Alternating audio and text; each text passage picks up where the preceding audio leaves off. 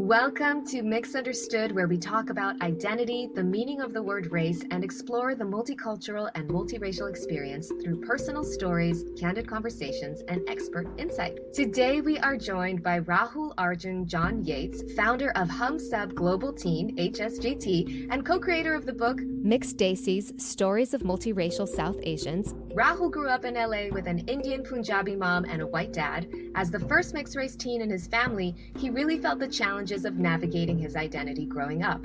That led him to start HSGT, a platform that's all about supporting multiracial and multicultural youth worldwide. In high school, Rahul was deep into it, co-running both the Indian subcontinent and multiracial student alliances.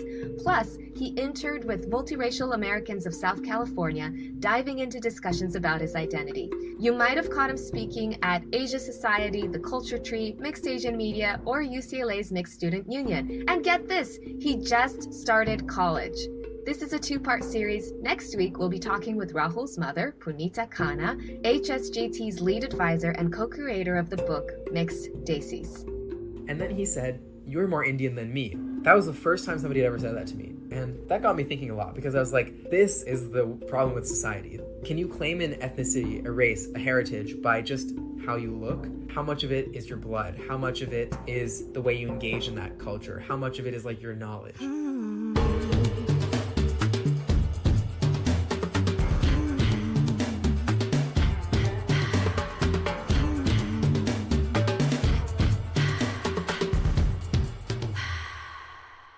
Welcome, Rahul! Yeah, thank you for having me. I'm excited to be here. Yeah, me too. I read Mixed-Desis. I've checked out your sites, your socials, and I'm really excited to talk about the work you do today and talk about all the experiences that led you to putting all this effort into creating these platforms to support other multicultural and multiracial teens. So very excited. So you were born and raised in Los Angeles, but you are Correct. we're on Zoom, and you are in India. So I'm doing this program through Harvard has an international, there's a lot of different programs, internships, whatever. And so through this specific program, they connect you with organizations like they have across Africa, Asia, Southeast Asia. And so I'm working with an educational nonprofit in India. I'm in the Bangalore area. And yeah, so if you hear things outside, there's just, if you've ever been to India, there's a lot of noise, and it's the evening for me, but the noise has not stopped. But yeah, I'm having a great time in India. I've been here a month. I have a month left. And yeah, it's been a really great way to just also kind of connect my heritage in a new way. So yeah. Love that. Yeah, if you hear any background noise, we did our best, but we decided we're going to proceed no matter what. So bear with us if you hear some honks and background noise. So we like to do this thing. We start with a few fun facts before we get into the rest of the interview. So do you have some fun facts for me today? I do. My first fun fact is that I have an almost 19-year-old cat. He's over 18 and a half right now, and has basically grown up with me as I'm an only child, so he's my sibling. And he's named Shah Rukh after a very famous Bollywood actor, Shah Rukh Khan. So that's also his own fun fact. What kind of a cat is he? I would describe him as loosely Siamese, in the sense that his coloring is very Siamese, but his body structure is not at all. He's, Siamese are usually, if you look at a picture of a Siamese cat online, it's like a very tall and skinny cat. And he's more of he's a big cat, just naturally, I think. I think he's one of those people, cats, that if he were a person, he'd be just naturally 6'5", 250 pounds. And just kind of to put in perspective, yes, he might be, he's just a big cat. And we did this actually a cat DNA test. What? And it did say Siamese. Yes, they exist. It was on Shark Tank a few years ago. Oh my gosh. Yeah, his own origin story is a little bit, it's not the most reliable in the sense that like my dad, also this was like in 2005 when I think like things were very different than now. And my dad, I guess, found a listing on some kind of like eBay or some website like that and drove to a trailer park in somewhere in Southern California. And then out of this litter of cats, he chose my cat because they were all selling for $100, but my cat was selling for $50 because he had a little cut on his nose and fleas. And so my dad got the discount cat, and fleas and the cut on the nose were very easy to fix. So from discount cat to almost 19 years of life so far, he's got a long way. My God. So yeah, that's why I thought the DNA test might be interesting to see. I think we've actually done the DNA test unintentionally like twice. I don't know. I think I ordered it once and then my dad also ordered it. So we kind of got different results a little bit. Like the idea is good, but if you think about at least my cat and a lot of cats, it's very hard to get a mouth swab from a cat who doesn't know what's going on. So I don't know how reliable it is, but like it did say that he is Siamese, but also implied potential other mixed things. So he can be the next guest on the podcast. I love that. I'm so happy for you that you've had this companion for so many years. Yeah. Yeah, thank you. Hi, Shah Rukh. Shout out to Shah Rukh. Okay, well, hit me with your next fun fact. Yeah, my next one is very different, but I think it's a bit unique that I'm also a classically trained Indian dancer.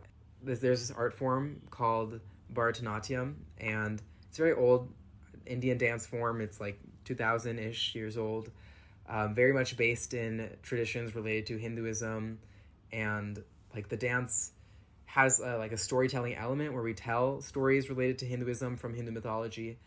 There's also another side of it that's like very rigorous and not storytelling, but just like pure movement. It's very difficult. I started learning this in kindergarten, and to mark your it's kind of like a graduation, but also not really, in the sense of like you still continue dancing after. But there's this like event that you do. It's a solo dance performance, and you learn around 10-ish dances for a total of like 2.5 hours of dancing. The whole event is like 3 to 4 hours, and you train like an entire summer. I mean, more than a summer. Like I would say 6 to 8 months of like really intense training, and then over the summer for like 2.5 to 3 months, it's like every single day for hours every day. I have to let you in on a secret. I did a little bit of spying on you, and I saw one of your dance videos. It's quite a long solo piece that you did. Yes. And I was really, really impressed. I was also a dancer my whole life, not in this style, in modern and jazz. And so I have additional respect for you, dancer to dancer. And I was impressed. I mean, obviously all the hand movements and the subtle head gestures, but also the stamina and the strength in the legs. And you would do all these like quick moves and everything, but then suddenly strike a pose, like balancing on one leg and then hold it for like 20 seconds out of nowhere. I was like, what the heck? I was really, that it's so hard to hold a pose in the middle of a dance and hold that balance. I could feel your thighs burning just watching it. But you made it look effortless. Thank you. So yeah, you're a stunning dancer. Thank you. What has dance meant to you from like a multicultural, multiracial perspective? Dance has been a very interesting space for me because like growing up, it was really the only space like that I was part of very frequently, like every week, multiple times a week, I would go to class. And that was the only like full like Indian, South Asian space that I was in, because the schools that I went to had very few South Asian individuals. And so I think a lot of what I've taken from dance, like in addition to the movement and the artistry and like the athleticism that goes with it, is like learning about my own culture and connecting with other people who I share this culture with. And it just was very meaningful. And I think that meaning definitely came to life within me like more recently, because when I was like now visiting India this year, I've been twice. And on my previous trip, I visited a few very old temples. Like these ones were 1,000 or like 5,000 years old. And on the walls are like little figures doing the same movements and hand gestures, etc., that we do in our dance. And so seeing that just made, I mean, not only dance feel more important to me, and like really saw its meaning, and how like I really am doing some like learning this art form that is based in a tradition that is so old, and yet it kind of acts as a constant. Like since that temple was created and those little figures were made, the entire world has changed like 10 times over, and yet there are still some elements that remain the same. And so I don't know, I felt like that was a very meaningful moment. So yeah, dance has meant a lot to me for sure. Yeah, it's like you're doing this gesture and it's Mm-hmm. connecting to just generations and generations and generations going back in Yeah. time. Yeah, very powerful.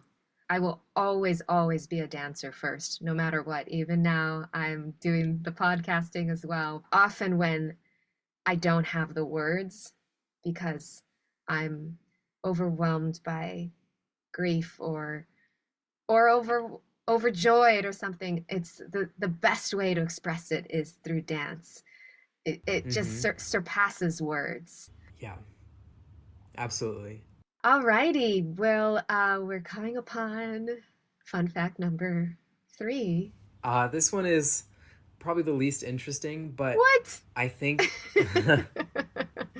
I've never broken a bone, and Okay, wait, stop right there. What do you mean least interesting? Are you kidding me? Okay, but you are still young. I But knock know, on and wood. now I think Wait, I gotta knock on wood. I Okay, you hear that? Okay. I do hear it. Yes, I just feel like now I have this pressure on myself to never break one. I feel like I've gotten this far, and I'm only getting older. I just don't think I can ever do that. That's so funny, man.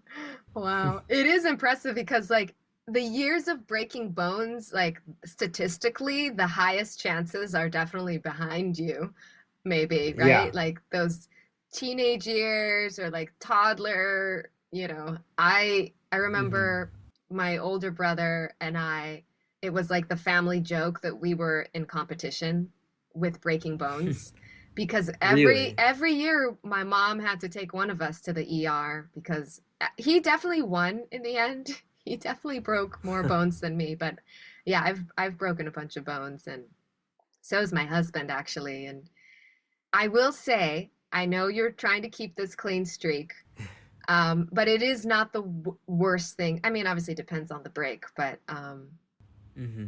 you know what? I don't even want to. I was like, do I need to knock on wood again? Let's just put it out there. May the clean streak continue. Yeah. Thank you. That's great. What's your secret to not breaking any bones?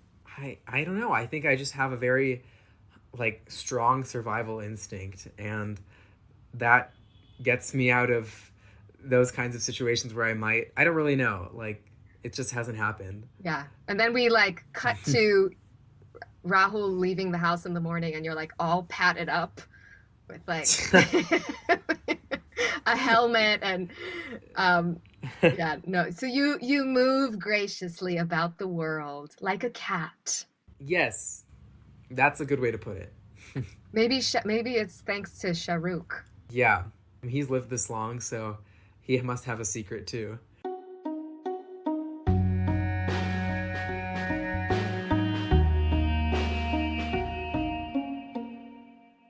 How old are you now? I'm 19. I'll be 20 in like less than a month. Okay, so what was it like for you growing up as an only child, an only mixed child, first mixed child on both sides of your family? It was interesting. I think in a lot of ways, what I mostly remember from like being a young kid is that I just always have felt this very strong connection. Like I've always really gravitated towards my Indian culture and heritage. I think that started as at a young age, just my mom would bring me to events, expose me to things. Then at 6 years old, I started dance. So those things really, I think, like pushed me over towards like really wanting to be Indian. And I also think, in the same sense, I think the kind of person I am is someone who like really likes to engage in cultures and like understand them and get to know them. Like if I feel like I can learn about it, belong in it or something, then I will like do my best to do that. And I think it's less that now in like more reflection, yes, it's like I really felt connected to my Indian heritage and wanted to be Indian, but I also think that like my dad, on the other hand, like very American. Like he was born and raised in Ohio. His family's like mostly British, but like from a while ago, right? Like they've been here for a long time. And so I think that kind of created this, like his culture is just American culture. And that's something I get without needing like something extra from him. Like there's not really like cultural things that I would do with my dad, right? That might be different. And so I think like had my dad, had a very direct, much more direct connection to another culture, another language, something like that, I think maybe I would have really also poured myself into that and had like a different upbringing in the sense of like grappling both cultures. But because I really was grappling like the culture I live in and the culture that I see and kind of like engage with in some ways, that's why I really gravitated towards like wanting to be Indian. And it could be that if you had been born and raised in India, that it would have been the Mm-hmm. flip. Yeah. I don't even know what that would have been like, but yeah. So you had this strong gravitation towards your Indian side, and not only were you gravitating towards it, but that you wanted to be fully Indian. Hmm. At this point of the podcast, we all know you are fully Indian already. But Yeah. going it back into that teen brain of thinking that it's only part or only half or only whatever percentage, and feeling like Hmm. you're not enough. The amount of Indianness that you have is not enough. And somehow I need to produce more of it. And it's beyond my reach. And this like feeling of, yeah, not feeling Indian enough. Yeah, I would say, like, first of all, I think this feeling was most prevalent in my life until like seventh, eighth ish grade, maybe like ages 13, 14. I think it came from, I guess, like kind of what I mentioned earlier. I also think it's a bit of a reaction to like my phenotype in the sense of like I've kind of like analyzed like my parents' features, and I really am a mix of theirs. And I think it's just like things like my skin color and like hair color a little bit are a bit lighter than like other mixed Indians, because I feel like I see a lot of other mixed Indians. I mean, okay, there's not a lot, but like when I do see other multiracial South Asians, they tend to like have like more tan, like browner skin. And for me, like if you look at my baby pictures, I looked basically like a white child. And so I think part of the reaction towards like really just wanting to be fully Indian was because nobody would ever look at me and even think like have Indian be one of the ethnicities that they would guess for me. And that I think bothered me because I felt like there's this heritage that I feel so strongly attached to, and nobody will ever associate it with me unless I like forcefully associate myself with it. And so that's why I would sometimes like just introduce myself to people and be like, no, I'm just Indian, and not be like, oh, I'm just Indian, but more of like, I just wouldn't really mention that I'm also half white. And in hindsight, like people would look at me and they'd be like, oh, okay. Which is a valid reaction because yeah, I don't look Indian. And I think that was also like really part of it, that there was like no world in which somebody would just like look at me and say, oh yeah, he's Indian. And so I reacted to that by like trying to push myself even more towards that in order to like hopefully elicit that reaction, even though like kind of knowing deep down it would never really happen. And it's funny because like I really am the most like cultured out of like I have four other cousins, and like I'm the most interested, and they're all full Indian, but I'm the most like interested in Indian culture and like do things related to it. And like the only person I can really relate to within my Indian side of my family is my grandmother, who is the only one who actually lived and like grew up in India and has a very strong affiliation for it. and yet still sometimes should be like, oh, you look American, which means you look white.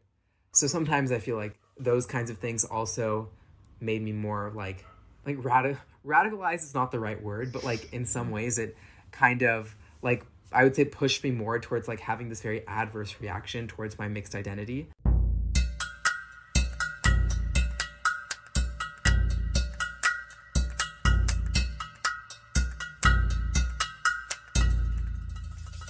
Sometimes I'd go to Indian events with my mom. Through my dance school, there were always events pretty frequently. And that was about it, not really in school, as I mentioned earlier. I think the reaction was like if I was with my mom, people would understand, and they'd probably just assume that like I have a white dad if he wasn't there with us. But I don't think I would ever really be viewed as just another like Indian kid in that same way. And I think I've had a variety of reactions from like just like adults within the community. Like one time it was this like religious holiday, and so my dance school would go to like a local Hindu temple and dance. And as we were leaving, after I just, did like a couple of dances in this traditional Indian dance form, I was like, yeah, like Indian card, like I played it, right? Like nobody would doubt me. As I was walking out, some lady who was just watching us, who I didn't know her, she came up to me and she asked, "Are you Indian?" And I mean, I just said yes and moved on. But that interaction, I feel like, I don't know, I just remember feeling very bothered by that in the moment, because like I understand the validity of this question, but I felt like in this moment, I felt like I had just proved my identity, and to still be questioned was, I don't know, a bit heartbreaking, because I was like, what more can I do? Like most other Indians are not doing this art form or know as much about their culture and stuff, at least like Indian Americans.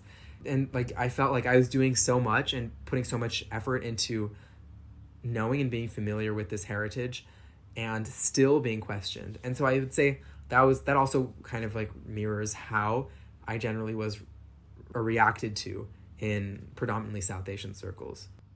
Yeah. So, what is the most extreme move you've made to like assert your Indianness? Because I can feel like that comment that broke your heart then probably propelled you further to be like, I'm gonna do this so that that doesn't happen again. And then did you ever take it like too far? There was like once I was like, okay, I need to become tanner because I'm just like throwing people off. And so I don't know, there was one summer where I just tried to get a lot of like sun exposure. But tans fade because that's how it works, and that didn't work. Oh, that's so sweet. Were you doing it secretly? Were you tanning yourself secretly? Or was Yeah, it, I mean, you it know what I wasn't like mean? something I announced. I just was like, it was more of like an experiment to see, like, okay, how, like, would this work? And if so, like, maybe this will help get me towards where I want to be. But I don't know, it didn't. There wasn't much progress, so I kind of gave up. Oh, when you Hmm. felt this way growing up, did you talk about it with other people, or was it just like this internal thing? I think one thing that okay, I would say I mostly didn't really talk about it.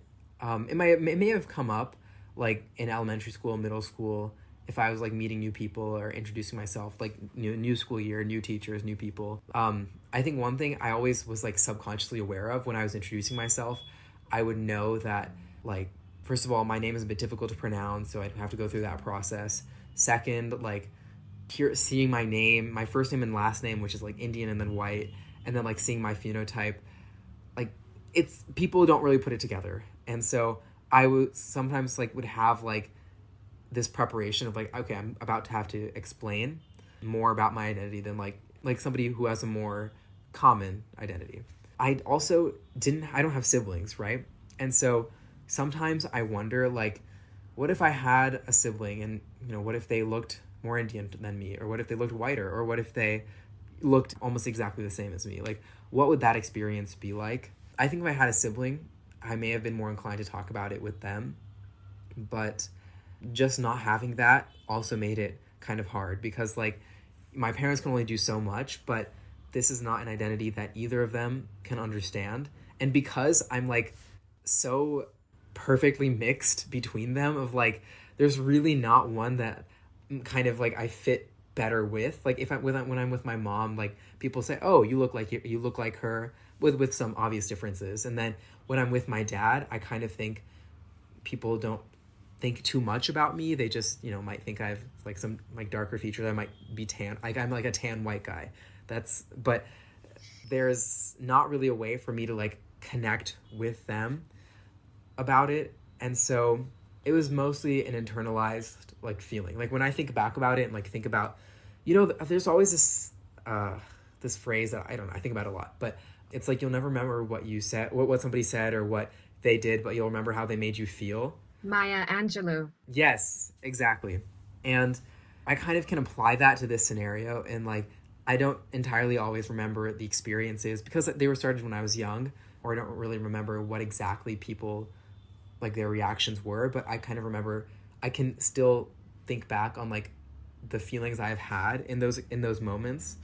And I do mostly remember like it was kind of me within myself being like, okay, to this person, what can I assume of them? Like sometimes if I was introducing myself to a person of color, I'd like have a higher threshold because I'd be like, okay, well, your identity is also not as mainstream, so you should be able to accept mine more like than maybe a white person, for example. But yeah, it was mostly like a lot of internal calculations and feelings and stuff.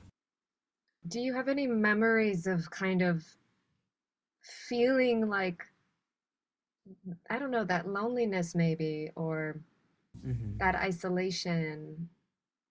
I feel like those are also can maybe be common when you're a teenager. It's like it's very Mm-hmm. common. Like the line over a lot of teenagers' heads is like, "Nobody understands me. Like nobody knows what Yeah. I'm going through." I certainly felt that way when I was growing up for many Mm-hmm. reasons, but also yeah, our bodies are changing and all that. But do you have any sort of memory of like those feelings or that frustration? Or Mm-hmm. I guess I'm curious, like, what was the point when you were like, I don't want to be doing this anymore, something needs to Mm-hmm. change? And then, we can talk about the steps that kind of Yeah. started to, but I'm like just curious about that space of before. Mm-hmm. Sometimes it's hard for me to pinpoint exactly like a moment because in my memory it's more of like a string, and it like kind of continued until one day over a period of time it kind of started changing. Yeah, I think even from like teenage years, I'd say middle school, um, I went to a school in 6th grade, and then I started going to a different school in 7th grade because that's when that other school started, their middle school program. And it was just a very different environment than I was used to. And there were not a lot of like South Asians, not a lot of like people of color. And I guess I kind of remember introducing myself to like teachers, for example, who they have less experience with like dealing with more like with less common identities, I guess, or like names that are more difficult to pronounce, or like I'm also just how as I mentioned before, like kind of unreadable initially, which is like very much how the human brain works, is to like look at somebody and make assumptions, right, based off of like how they look, at this. And for me, I think, and I used to write about this when I was talking about my mixed identity, I would say I'm a walking question mark. I remember like awkward pauses, tension a little bit on both ends. I think it's awkward for me to be like kind of having to lay out my identity while also maintaining some sort of, dignity. Not that it's like an undignified thing to do to like explain, but when you have to do it so frequently, it gets very tiring. And I start like losing patience in the sense. And also when it comes from a place that's not of like, when it comes from the other person from a place of like less of curiosity and more of like demanding to know, or like just not really being able to function without knowing, that's when I think it kind of gets more upsetting. But I really would characterize it as like a string of moments. And when that string started changing, I think was like 8th-ish, 9th grade. And I wish, like, for the life of me, I could say like, one day I woke up, decided I should change. Or like one day I read a book and I felt like, okay, it's time. Or I saw a movie or something. No, I don't have that. And I'm sure that there were those factors, like, subconsciously, but like I just cannot remember. But how I do remember my, like, slowly changing my understanding of my mixed identity, definitely like ninth-ish grade. And I think I started to become much more comfortable in my own skin, in the sense of like owning this Indian and white side, and that I had so many experiences where in many ways I was setting myself up for failure, because I kind of kept expecting things of people that, like, no, this person, or when I'm in 8th grade, like, people will be able to understand my identity, my background, like, on the first go, right? And so having like that mental setup, and then when it would ultimately like fall down, I would feel very disappointed.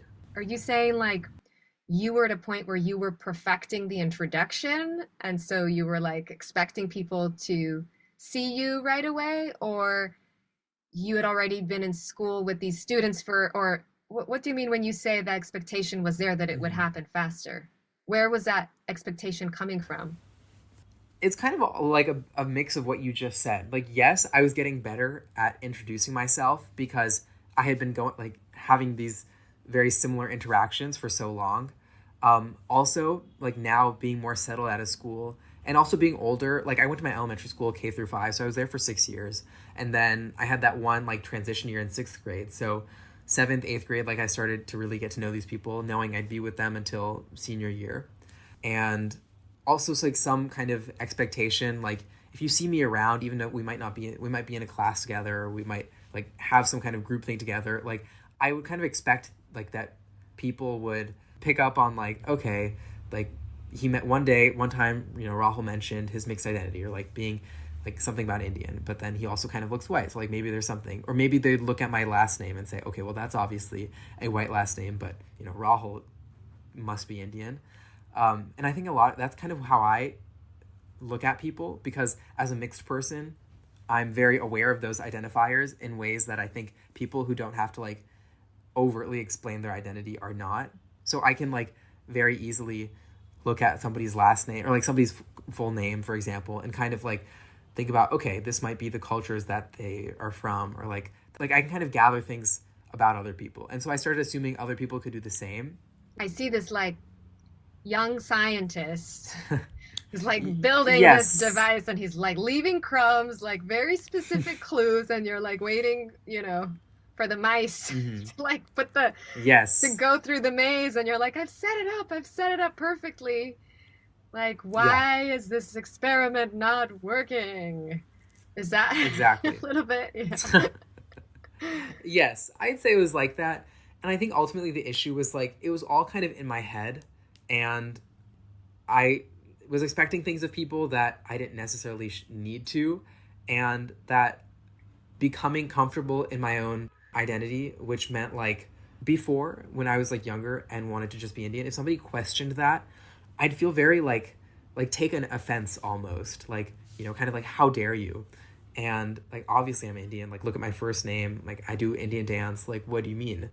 And so I kind of started to move past that and realize that, like, ideally people would kind of put the puzzle pieces together themselves, but not everybody can. And that's okay. And that embrace the curiosity, and that most times very few people are asking in a malicious manner, or like don't understand because they're just like they don't want to. It's just because they haven't had that like kind of interaction yet, or experience with meeting somebody like me. And so becoming more comfortable with, I think, these truths that like, and these realities is what I would call them.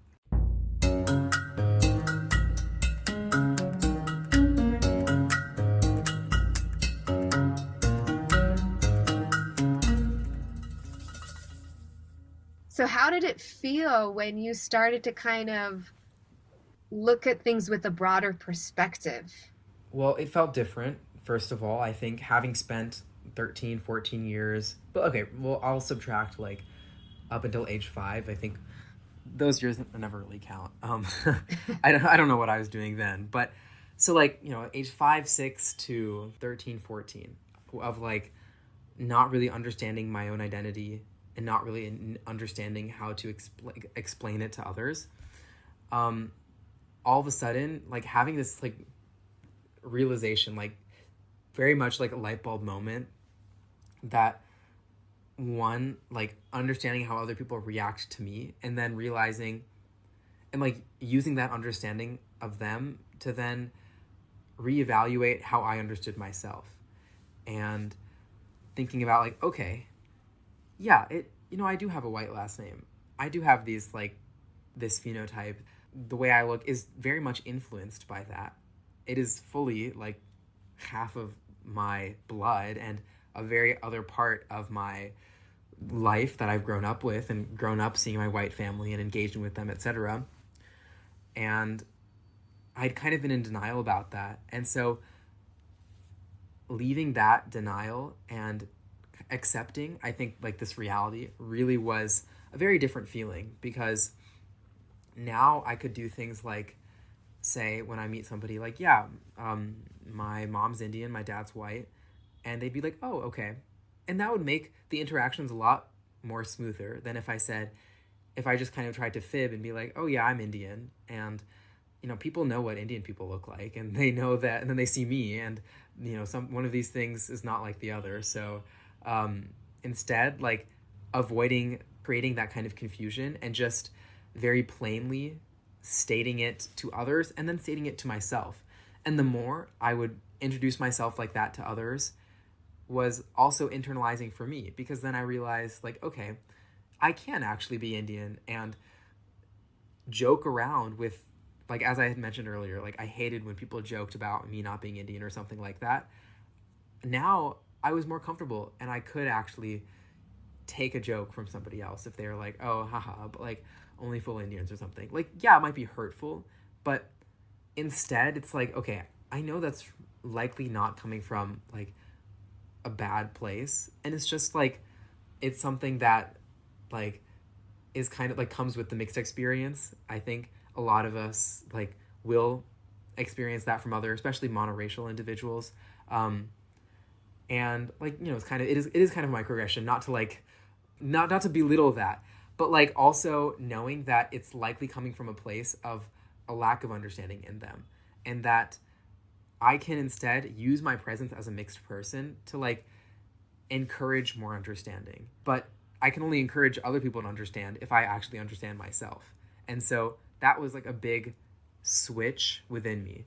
And then, I mean, I'm sure I know we'll get into this next, but like now in like 9th grade-ish is where I am in this timeline, like age 14, 15, and COVID happened. So like I'm at home more. So all of a sudden the interactions that I would sometimes like want to avoid were not happening. And I was in a very comfortable space. Like I'm at home with 2 people who know me, right? And then that really led to, I think, partially the creation of HumSub Global Teen. And initially, and I kind of was like working with my mom about it a little bit. She had some input, and like we didn't really know what it was going to be. We thought maybe should it be like a news aggregator for like news about events, things happening within the mixed community, and I would like just kind of compile the things that other organizations are doing. That ultimately I was like, I don't like it, that didn't really happen. And what it became was HumSub Global Teen, which was like this platform specifically for other multiracial and multicultural individuals, teens specifically, like young people like me, because now I was in COVID, I had lots of time. And so I could start looking online about like, what are the resources that are available for them in the mixed community? Like, what is an actual mixed race organization? The only one I had even loosely heard about was Multiracial Americans of Southern California, which then I later interned for. But I never really knew what was going on in the mixed community. And I found out during COVID that the mixed community is very good at having a strong online presence, because we're scattered all over and we're kind of hidden sometimes in other populations, but we can come together online. And COVID only exaggerated that. And so I realized, like, okay, then I saw these organizations, I saw these platforms, social media pages, etc. I was like, they're doing very interesting work. And I would like join their Zooms sometimes. And I was like, okay, I'm the only like 15-year-old here with a bunch of other adults. And like, it's nice hearing what they have to say, but I kind of feel awkward about it. And so I realized, like, okay, HumSub Global Teen can be a place where I share my own thoughts and experience as a mixed teen, multicultural teen, because like the one beauty is that while we might be different mixes, we can relate to each other on our experiences. And so I didn't need to only connect with other mixed South Asians, because there's very few of us comparatively. But I know that my experiences can be related to by another mixed teen of any mix. And so then from there, like, more ideas, I created more content, started interviewing people, etc. But yeah, and honestly, when I started HumSub Global Teen, I was still very much in that transition phase of like going from denial to acceptance. And I used this platform to, like, every time I would make a social media post, write an article or something, it was like kind of my own reflection in a lot of ways. And it helped me process a lot of these experiences that I had been having so recently.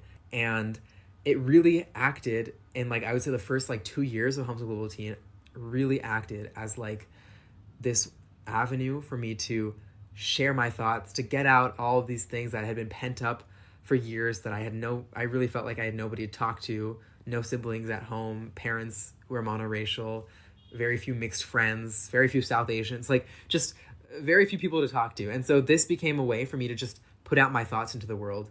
And, people were excited to hear that and listen. And yeah, then I would say really the first time I think I truly have felt comfortable in my mixed identity without feeling like an urge to like react to a joke about being Indian or some kind of like comment, something that might have made me feel very upset or invalidated before, was like probably senior year of high school. And so even from this time in which, like, end of middle school, where I started having these, like, coming to those conclusions I mentioned earlier, it still took a couple of years to like really internalize what I was saying to others. Like, you can preach something, but to be able to believe it yourself is another thing. And the opportunity that I think the universe kind of gave me to process my identity and like emerge out of COVID, emerge out of high school as a very different person, as a very like confident person in my own identity. Yeah, I mean, now at Harvard, like, I'm very involved in South Asian spaces, and I know that I'm the only mixed person there. I know I look different than everybody there, but I think because I am confident in my identity, nobody has anything to say to me. It's only when I might be like less sure of things is when like it starts to seem that other people might be out for you, or like might, like, sometimes a comment seems really harmful or hurtful or in some way. And to be secure in this mixed identity, multicultural identity, it feels very like a weight off my shoulders and very empowering, because now I can like very confidently engage with people, introduce myself to people, knowing that, yeah, there might be confusion, but I know how to deal with that confusion. And it's not something I could deal with before. And it's something that took a long time to process and get to the end of it.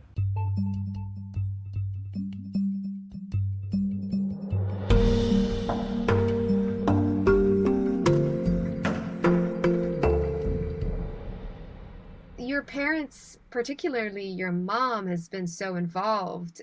She has also been one of the main advisors for HumSub Global Teen, and you've also put this book together with her. What was the meeting point between you and your parents and your differences, or that feeling that you had like, well, they don't understand because they're monoracial, or because I'm a teenager and they're parents and they're adults, or like, what was the point when you did feel maybe there was a bridge of like, oh, I feel their support and I'm able to utilize it to propel me forward, if that happened? It just seems like it, because you've collaborated with your parents so much.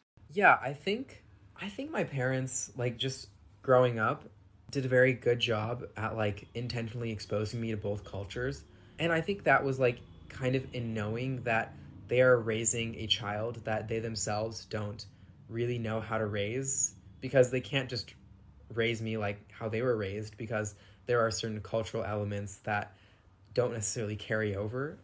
And I think that, like, yes, while much of this journey and like what I just kind of was describing was within my own head and like of my own volition, like parents are always a very like a figure within your life. And so I mean, I think for my dad, like, this is not really something that he's very interested in.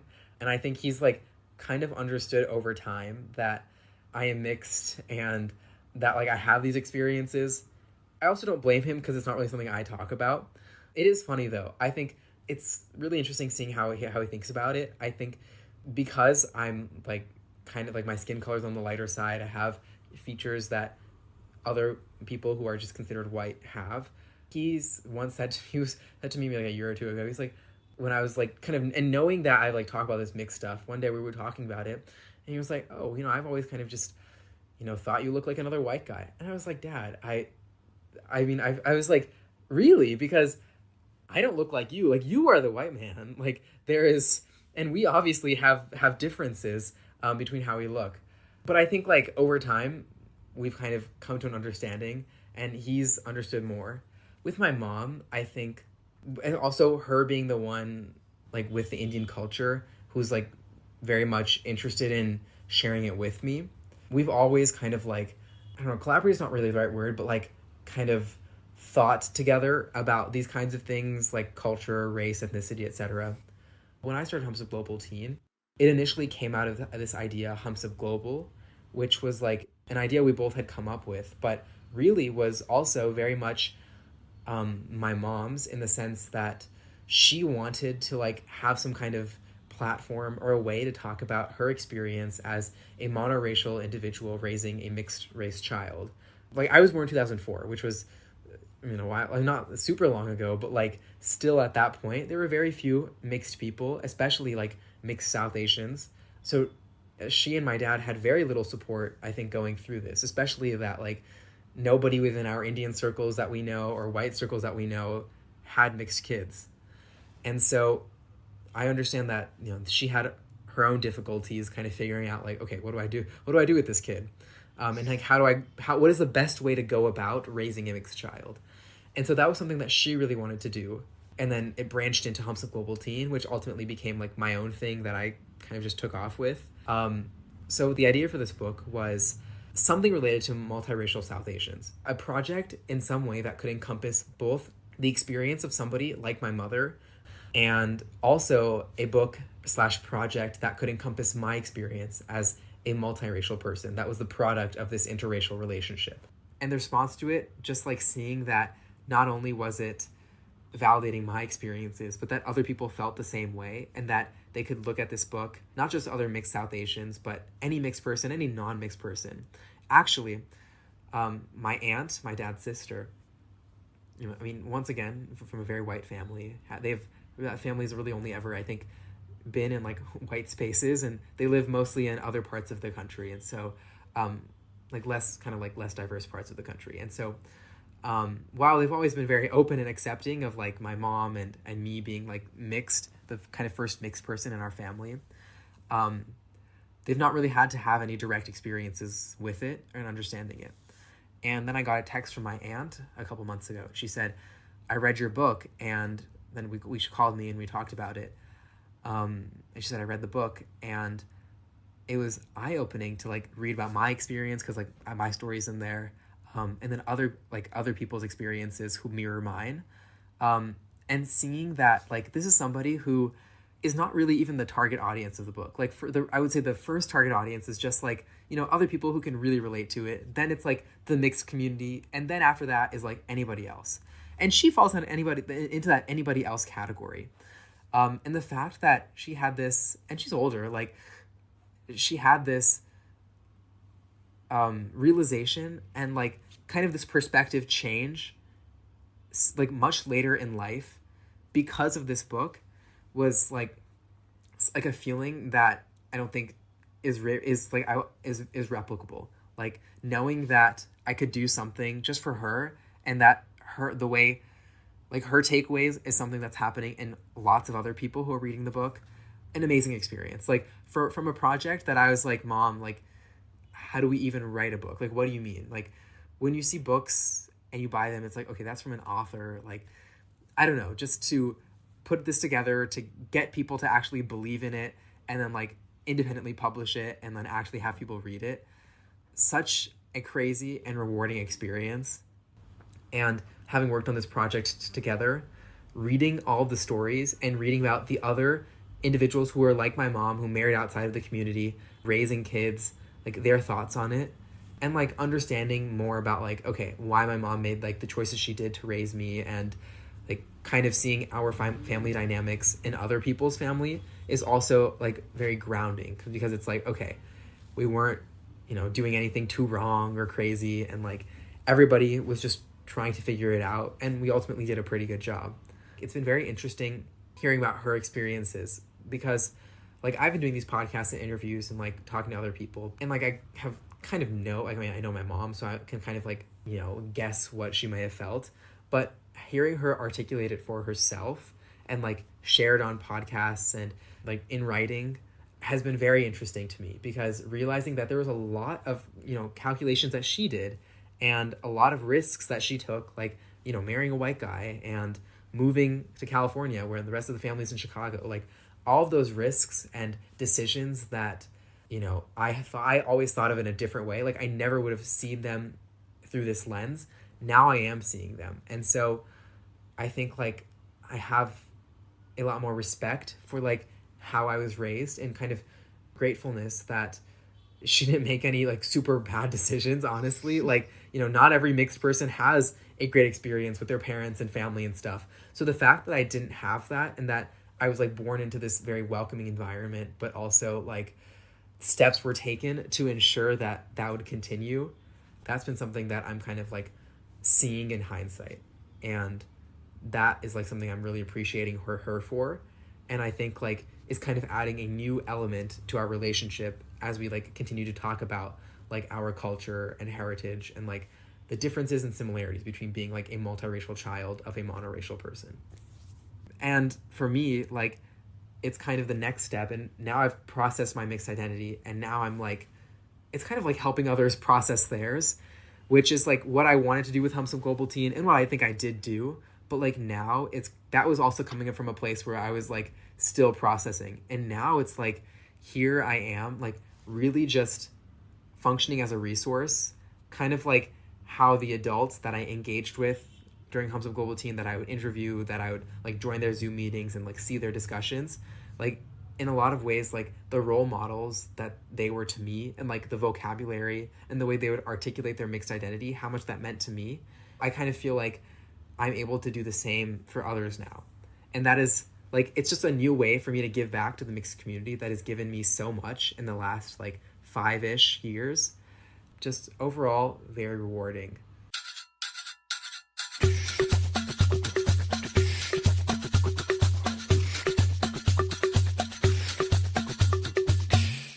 If you could sort of summarize it, yeah, and, talk to a teenager who's going through it right now, and also talk to parents of mixed kids that are going through it right now, what would you say to them? To a teenager and a young person, mixed young person who's understanding, like trying to understand their identity, might be struggling with it due to, a variety of factors, whether it's environment, family, whatever. I would say in many ways, like kind of how I was describing, where I started to see myself how others saw me instead of expecting them to see them how I see myself, was very eye-opening. Because as soon as I started understanding, like, yeah, I am kind of a confusing person sometimes, like I was able to then work with that from like an outsider perspective, and all within my own head. Like it is something that is kind of like an exercise that you can do on your own. Second, I would say develop an understanding of like where you're comfortable with your mixed identity. And, for example, I mentioned before how if when I was younger, if somebody made some kind of joke about like being half Indian to me, or like saying I'm not Indian or something related to that, I would get really offended. And that was obviously a point where I was like, I'm no longer like comfortable in with like this aspect of my mixed identity, which is that like other people might make comments about it. And so realizing like, you know, some people might totally be comfortable with those comments, but there might be other parts of their mixed identity that like they just, you know, can't really get past like a hurdle. And thinking about like how to better deal with that. And like when that situation arises, when, you know, you're facing that hurdle, like what can you do to actually get over it? And not just like dismiss it, but like empower yourself from it. And if somebody was like saying to me like, oh, you know, this is for Indians only, like, you know, kind of look back at them and being like, well, yeah, I'm Indian. And, you know, if somebody then, if they fight you on that, then like, then they're just having their own issues and they're might be a bad person or have some flawed perspectives. But if you kind of can take that stand and then like see how the other person, whatever's happening, how that situation, how it then like what the next thing that happens is, that I think can really be a way to like get over that hurdle. Because I would just like shy away from like taking that stand, and I would just kind of accept it and be like, and not say anything. I would just like sit there and feeling hurt.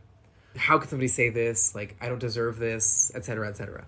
Instead, once I, you know, was understanding where they were coming from, taking a bit more of a stand and like taking that next step, which is to be like, assert myself and be like, you know, that is not okay, or like, but actually, you know, I am Indian. Or one time, for a very brief anecdote, I was at a debate camp, okay? Very Asian thing to do.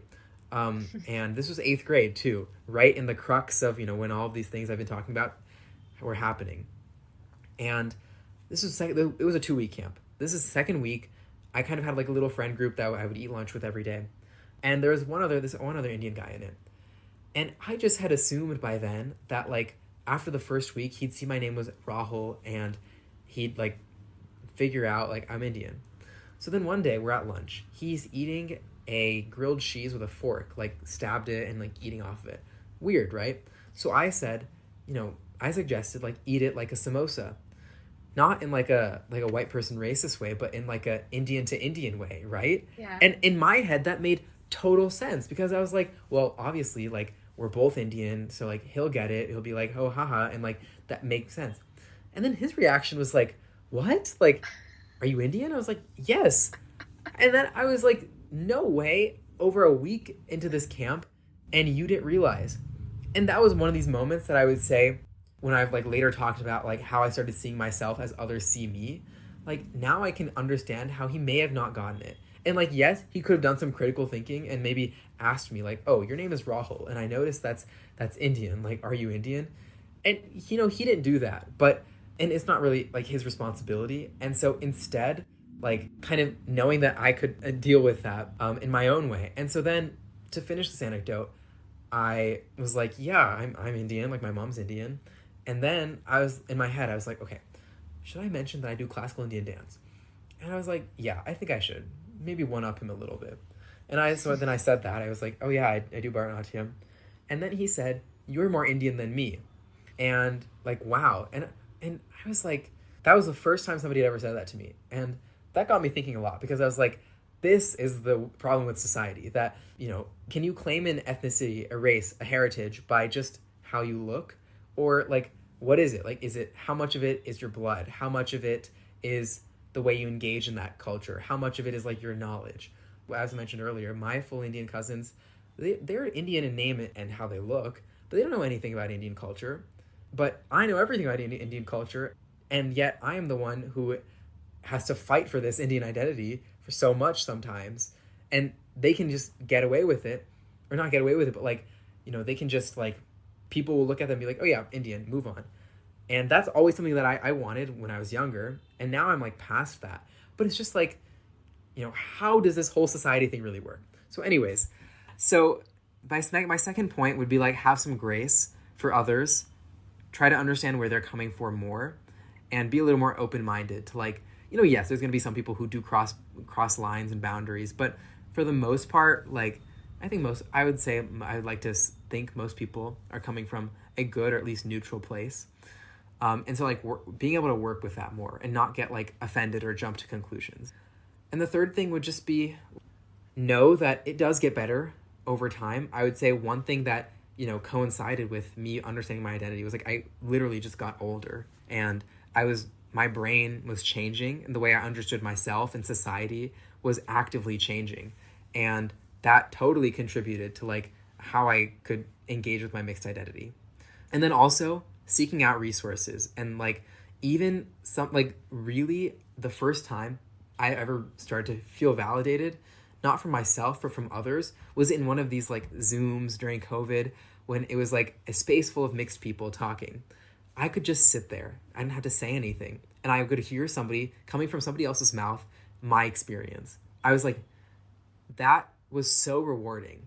And it was very emotional at first. Then I got used to it. But I was like, wow, like I'm not alone in this. Like that realization, and other people are saying this, and like that's my experience. Like I don't always have to do the talking and the explaining. Like I can sit back in this kind of space where it's like a very safe space with other mixed people and just like feel validated, hear my experience, and gain so much like, I don't know, just like spirit, I would say.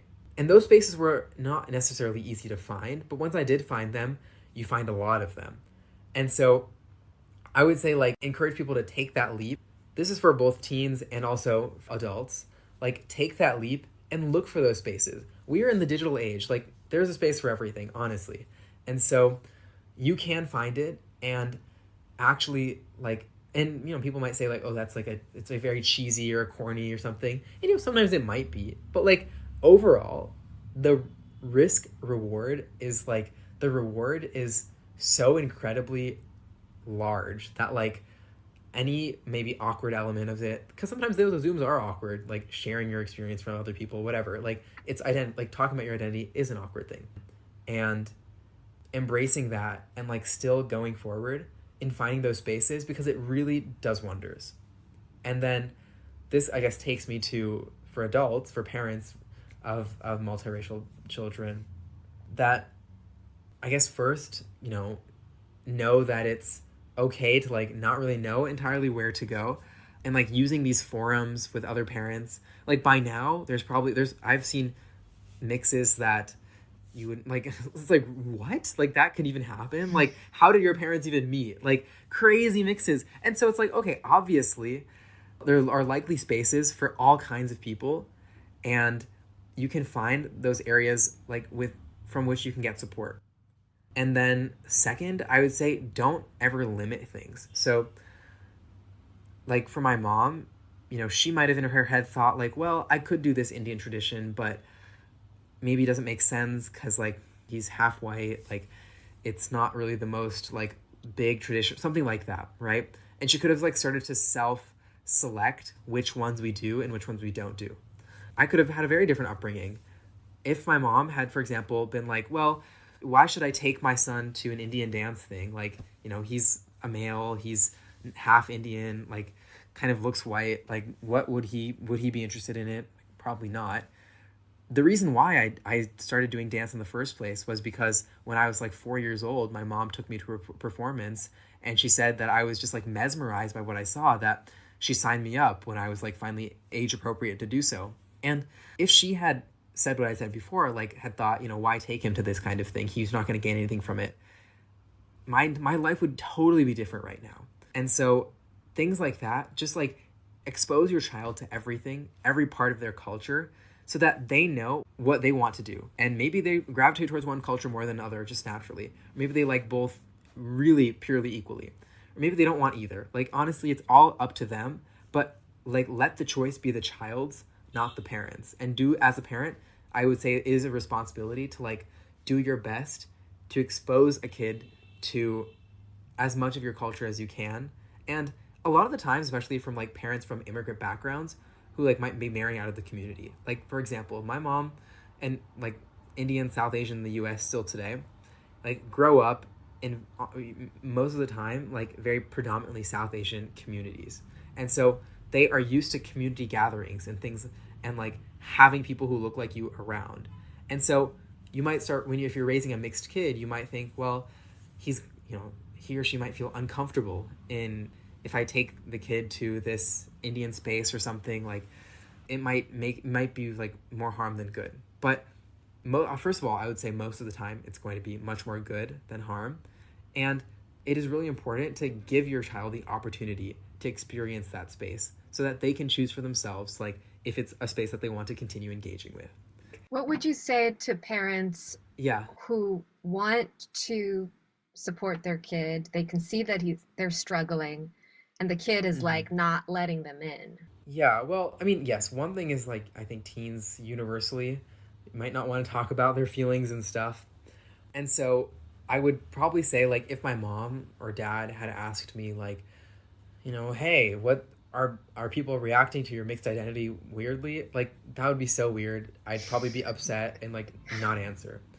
But I think if it could come up naturally in a conversation where like having a conversation about your identity, which is also not something that I think families have because it's kind of like something that's unspoken. Like, if you're all really a part of the same one or something, like, why talk about to each other about the same identity or a shared identity?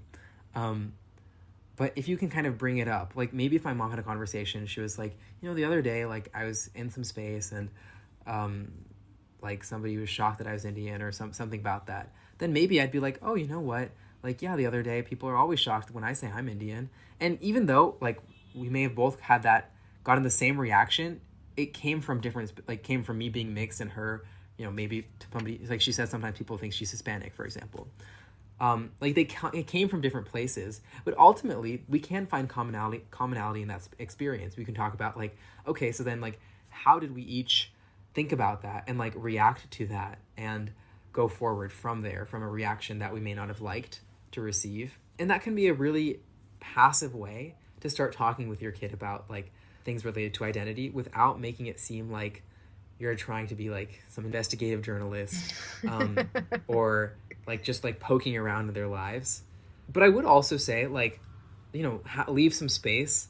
And I think sometimes a lot of good character development can come from like, the teen kind of like figuring it out for themselves. And sometimes, people might take away the wrong conclusions, but like, I think in a lot of my experience, like really being able to just like work through all of it. And, while it may have been not necessarily the most like pleasant of experiences sometimes, like I think it was rewarding to have worked through that because like nothing's harder to work through than like actually understanding your own identity, like quite literally who you are. So if I can do that on my own or like largely on my own, then from there, I have quite literally felt so many experiences that like gone through so many, like I've been able to approach thinking about things in a very easy way because I'm like, nothing's gonna be harder than that. So I know how to like deal with my own thoughts, my own reactions to things and like work through them and have like solid conclusions that like lead me to success. And I would totally attribute that to the process that I went through with my mixed identity. So I would also say leave some space in addition to like more passive engagement.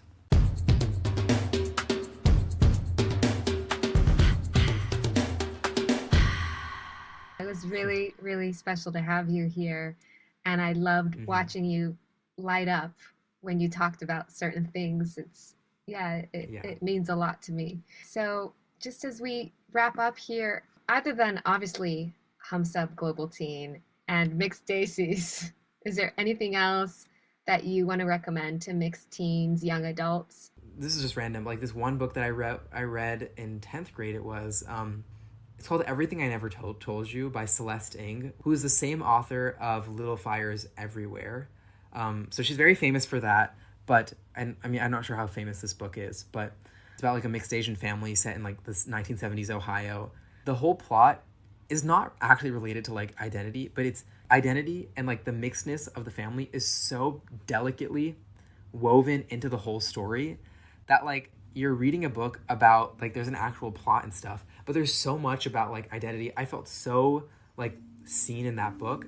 So books like that, I'd say, are really great opportunities to just like, read your experience and be like, okay, I'm not crazy. Love it.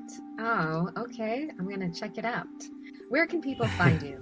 HumSubGlobalTeen.com is our website, and you can find more information about the book, other things, and you can also find my personal social medias online. It's just my name, like Rahul Yates.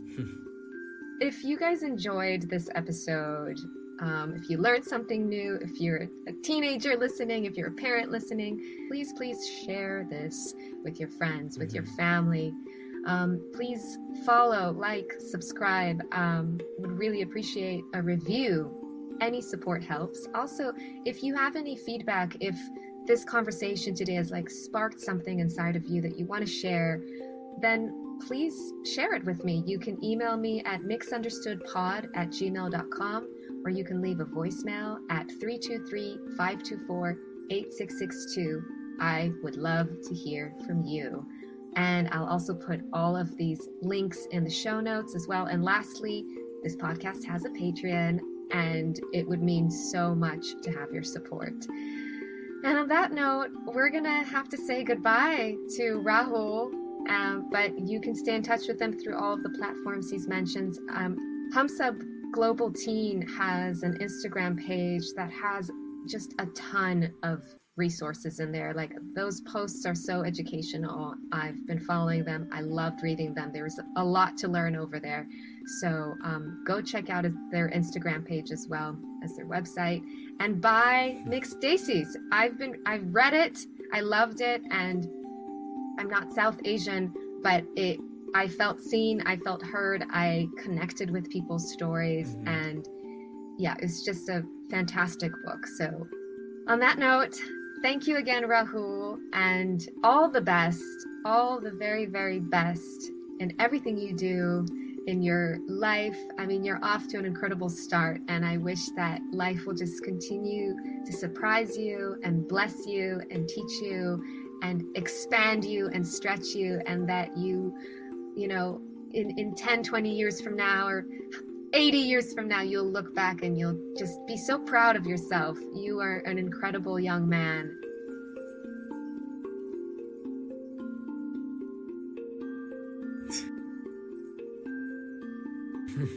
Yeah, all the best. Thank you. Thank you so much for having me. This was really fun and just a very valuable conversation for me.